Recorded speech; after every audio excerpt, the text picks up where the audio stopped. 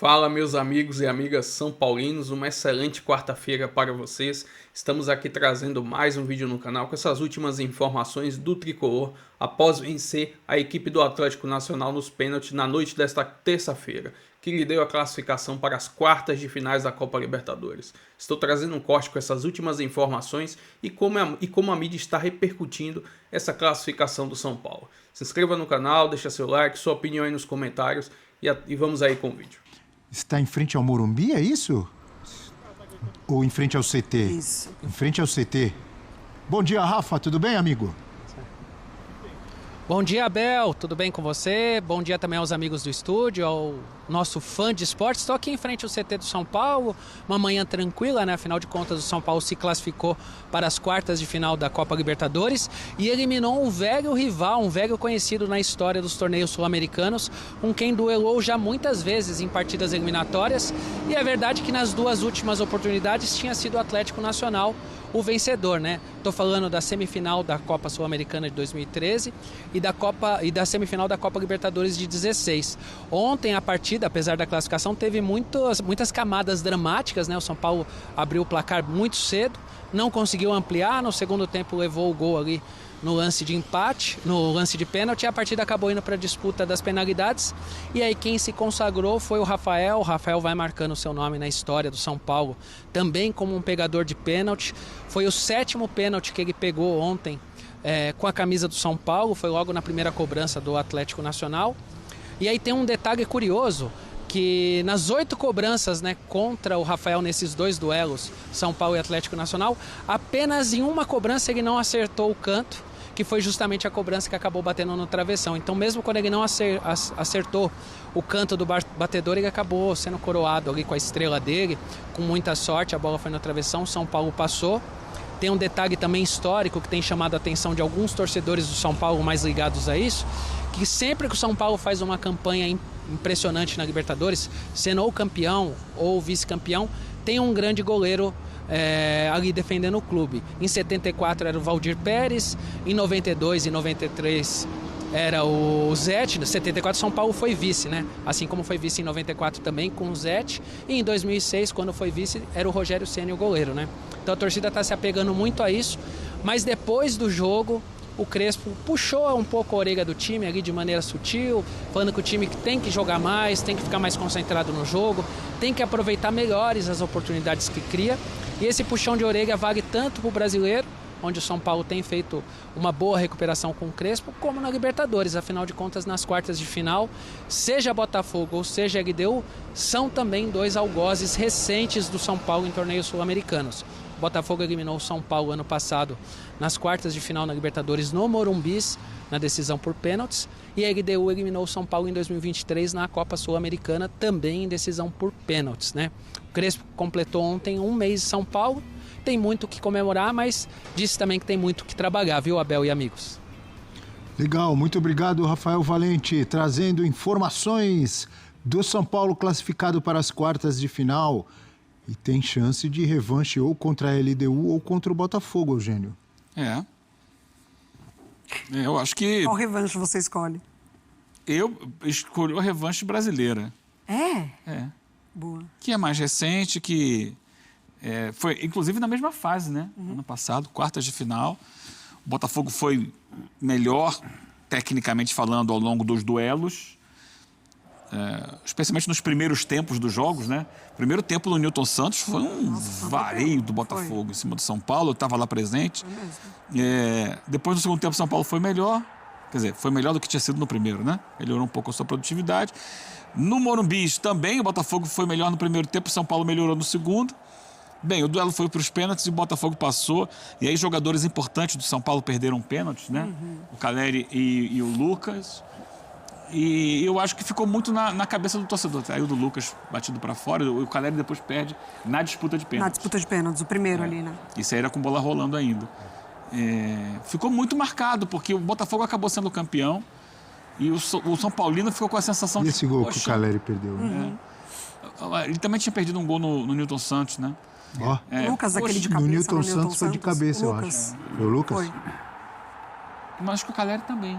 Também? Sim, eu lembro do Newton Lucas. Santos. Ele faz esse gol aí de cabeça. empata o duelo. Mas acho que a sensação do São Paulino no ano passado, poxa, dava para ter passado. Embora o Botafogo fosse muito forte, Sim. dava para ter passado e não passou. Então é a grande chance, né, de, basicamente, com um elenco muito semelhante dos dois lados, o Botafogo mudou mais que o São Paulo, mas tentar dar esse troco e buscar, quem sabe, né, a quarta Libertadores.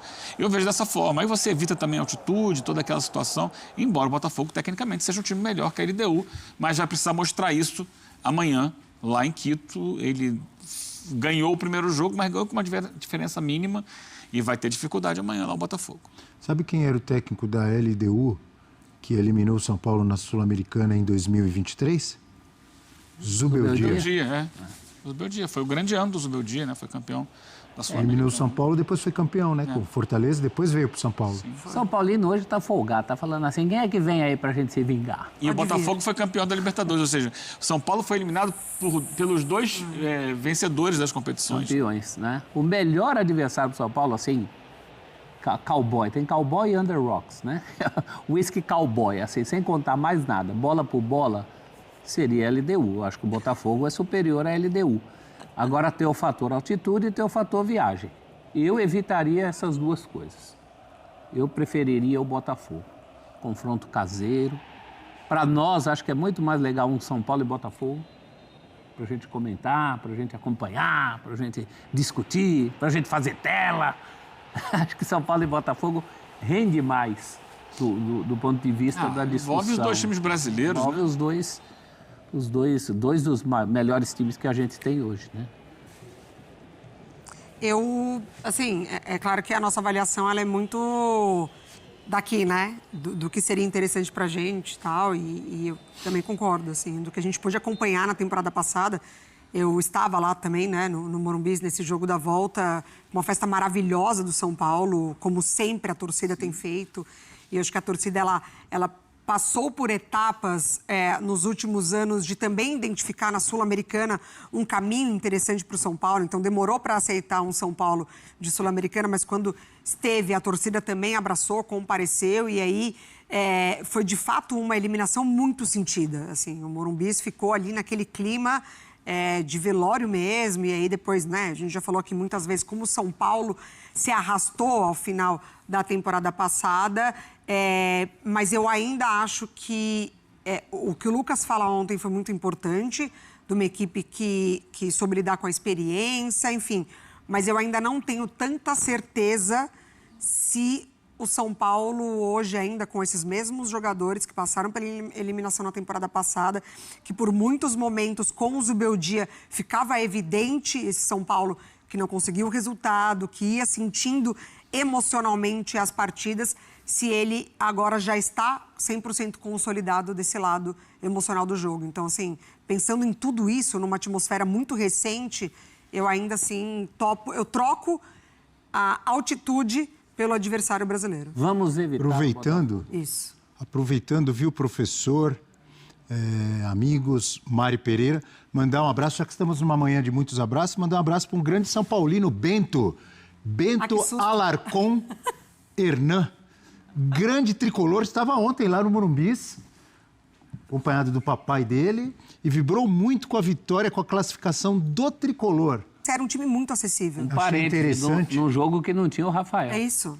Eu achei interessante, Mari, e importante você lembrar da participação, da importância do Rafael no título da Copa do Brasil, do São Paulo, de 2 anos atrás, né? Sim. Porque, além da pressão que todos os goleiros pós-Rogério Ceni enfrentavam ou enfrentaram no São Paulo, e ele também enfrentou, tinha a pressão de muitos anos do São Paulo sem conquistar um título diferente de um campeonato paulista, ou maior que um campeonato paulista, que ele tinha conquistado com o próprio Crespo. Uhum. Mas o São Paulo ficou muitos anos, e o São Paulo é um clube acostumado a títulos. Então, o Rafael, apesar de toda essa pressão, foi bem demais. A convocação também, acho legal lembrar, porque foi o Dorival Júnior que o convocou, né? Que já o conhecia do São Paulo. E quando ele foi convocado, houve muita gritaria, entre aspas. Absurdo, tarará. Eu, sinceramente, não vi tanto absurdo quando se convocam 3 goleiros e ele está entre os três, não. Ele está entre os melhores goleiros do Brasil, por que não ter uma oportunidade? Claro. Vivia uma grande fase. Enfim, e prova mais uma vez aí, num momento importante do São Paulo, Eugênio, de 2 jogos contra o Atlético Nacional, num mata-mata, que tem tamanho, tem qualidade para ser goleiro do São Paulo e se preparou. Ele falou, treinamos durante a semana para a cobrança de pênaltis também, Eugênio. Tinha que ter treinado. Agora, eu não sei, Bel, eu não sei se é possível. Tá? Desculpa o pessoal da produção, eu vou sugerir aqui. Você vai sugerir e eles vão atrás. Pessoal da produção, tem um meme circulando na internet maravilhoso, em que eles fizeram uma imagem mesclando o rosto do Rafael com o do Rogério Ceni. Com certeza a inteligência artificial, né, que faz isso. Você gostou. Mas é a imagem que está circulando. Se você entra nas redes sociais hoje, o que você vai ver? Vai olhar assim, só vai aparecer a imagem do Rafael calvo, assim, né? Como o Rogério Ceni, com aquela coroinha aqui em cima, com o rosto misturado entre ele e o Rogério. Pô, produção, eu tô dando trabalho para você, mas se vocês quiserem achar... Enquanto isso, Abel, já que você gosta, Abel, hoje eu vou te dar toda... Você vai gostar, você vai aplaudir aqui. Diga lá. Porque você diz que futebol não é estatística, não é número e tal. Não, também é. Por estatística, não é só. O São Paulo ontem, na disputa de pênaltis, foi contra as estatísticas. Ah, é? Negou as estatísticas. Fala que é assim? bom isso. Porque é o seguinte, Abel. Explica o São aí. Paulo bateu depois, não foi? Olha aí. Aí, produção. Você pediu. Muito bom. A produção agiu rapidamente, ó. Ceni. Olha lá, é o Ceni Você misturado quer tirar com o os Rafael. cabelos do Rafael, é isso que você quer? Isso é um elogio. Ele está sendo comparado com Com o mito Rogério Ceni. É verdade. Olha só, ficou muito bom, eu ri pra caramba ontem, porque essa imagem não é nova, exatamente, já estava circulando há um tempo. Mas ontem, depois da classificação do São Paulo, ela... É que nem outro O Viola dia. tá todo sorridente, ele gostou da imagem, né? Gostou da Tem imagem. os caras que já, durante o jogo... Obrigado, produção. Viu, Eugênio? Certo, certeza. Tem os caras que durante o jogo eles já ficam trabalhando nessas coisas. Outro dia funcionou a dupla lá, Vitor Roque e Flaco Lopes. Flaco Roque. Então, no final, antes de acabar o jogo, já tinha lá a foto dos dois imitando o Bebeto e Romário com a camisa. Ou tal. seja, esses Eram eles caras com não o veem o jogo.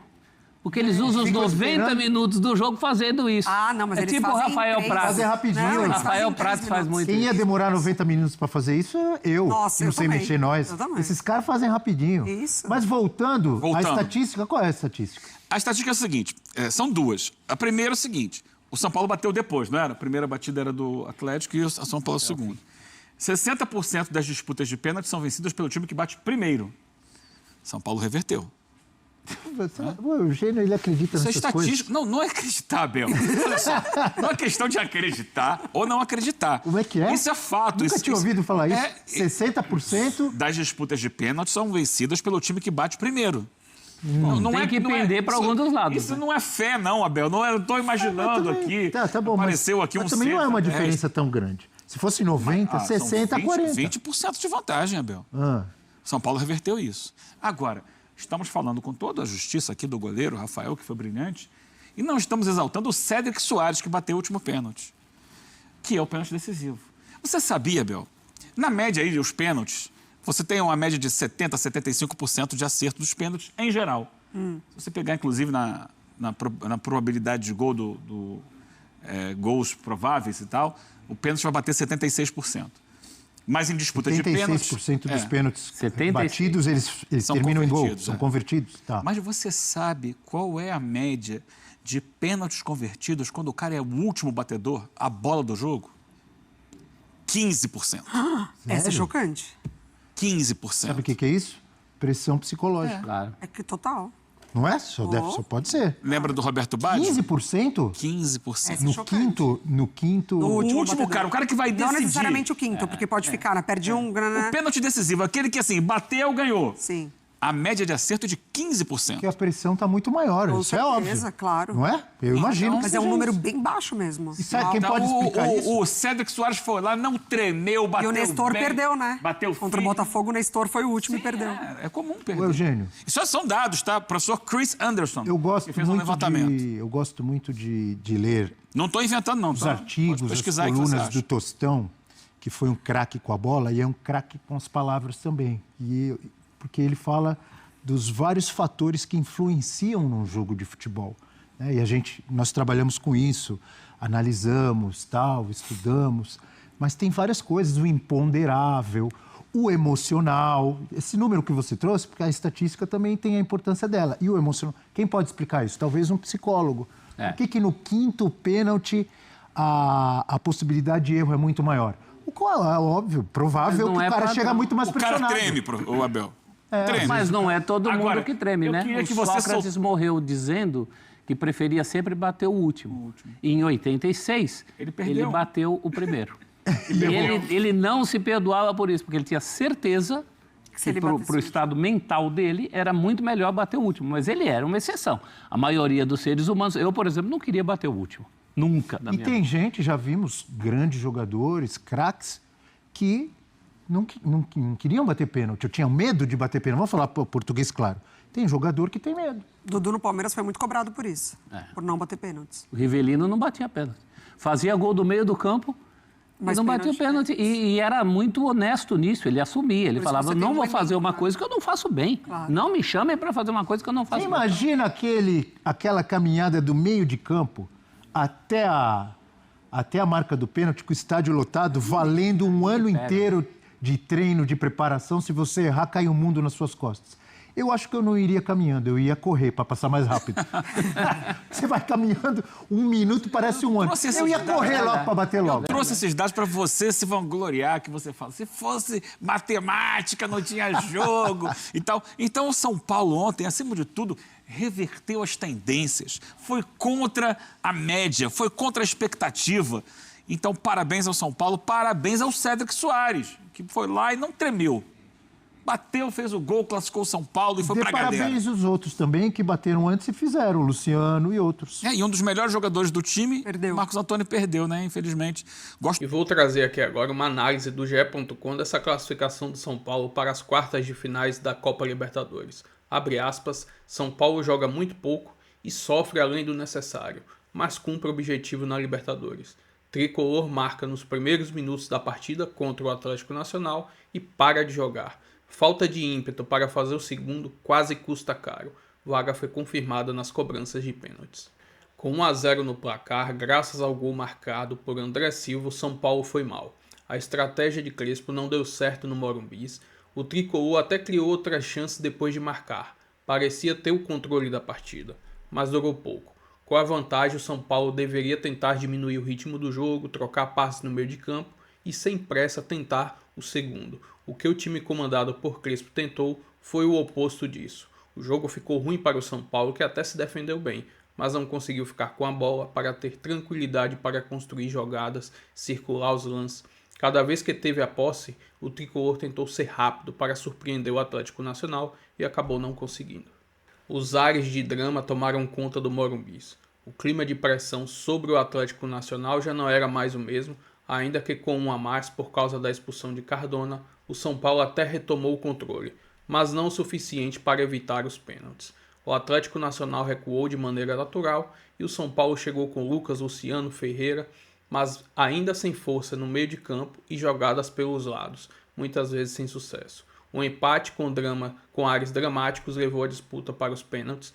Das arquibancadas, a voz de cada um dos 57.461 torcedores empurrou os jogadores em campo e Rafael brilhou mais uma vez. A defesa de um dos pênaltis desperdiçados pelo Atlético Nacional, somada a outra defesa de penalidade no jogo de ida, transforma Rafael no grande herói do São Paulo nessas oitavas de finais da competição. Numa noite de futebol ruim, venceu quem foi mais eficiente nos momentos mais decisivos, e quem tinha Rafael. Enfim, essa é uma boa análise aí do GE.com dessa classificação do São Paulo para as quartas de finais, e na próxima fase a expectativa é que seja melhor, porque retornará aqueles jogadores que estão lesionados e a equipe do São Paulo ficará muito mais forte. E aí agora é aguardar se será LDU ou Botafogo que joga nesta quinta-feira. Se inscreva no canal, deixe seu like, sua opinião nos comentários e até o próximo vídeo. Valeu!